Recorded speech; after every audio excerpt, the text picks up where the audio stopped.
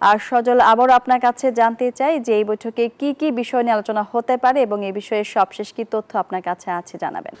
জি, আপনাকে ধন্যবাদ। আমি আগেই যেমনটি বলছিলাম যে বৈঠকেরই মধ্যে শুরু হয়েছে, বেশ খানিকক্ষণ হয়েছে বৈঠকটি চলছে এবং আজকে যেটি বিষয় যে সামনে নির্বাচনকে কেন্দ্র করে যে সংস্কার কমিশনগুলো যে প্রতিবেদন দিয়েছে তার ভিত্তিতে রাজনৈতিক দলগুলোর মতামত নিচ্ছে ঐক্যমত্য কমিশন এবং এর ভিত্তিতেই একটি ঐক্যমত্যের জায়গায় পৌঁছাবে, যেটি জুলাই চার্টার কিংবা একটা সনদ তৈরি হবে যার ভিত্তিতে দেশ সংস্কারের মধ্য দিয়ে একটি নির্বাচনের দিকে এগোবে।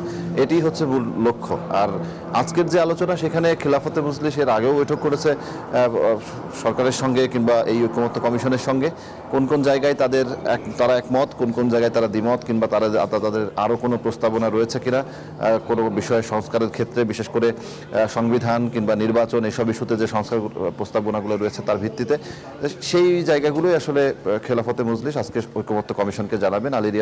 ডক্টর আলী রিয়াজের নেতৃত্বে ঐক্যমত্য কমিশন আজকে এরই মধ্যে তাদের সাথে বৈঠকে বসেছেন এবং খিলাফত মজলিসের নেতারাও এসছেন এবং তারা হয়তো বৈঠক শেষ করে গণমাধ্যমকে জানাবেন কি ধরনের আলোচনা হলো। তবে একটি বিষয় ঠিক যে এখানে এই আলোচনার ক্ষেত্রে ঐক্যমতের যে ভিত্তি, যেহেতু সামনে নির্বাচন আসার কথা রয়েছে, তার আগে ঐক্যমত্যের একটি ভিত্তি তৈরি করতে চায় সরকার। আর তার কারণেই কিন্তু এই কমিশন কাজ করছে এবং মতামত নিচ্ছে রাজনৈতিক দলগুলো, তাদের প্রস্তাবনাগুলো জানছে, যার ভিত্তিতে তারা তাদের যে ঐক্যমতের জায়গা কিংবা নির্বাচনের দিকে এগোনোর যে রূপরেখা সেটিও তৈরি হবে আস্তে আস্তে হয়তো।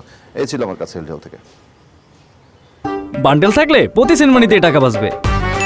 বিকাশ সেনমানি বান্ডেল কিনে জিতুন প্রতি লেনদেনে।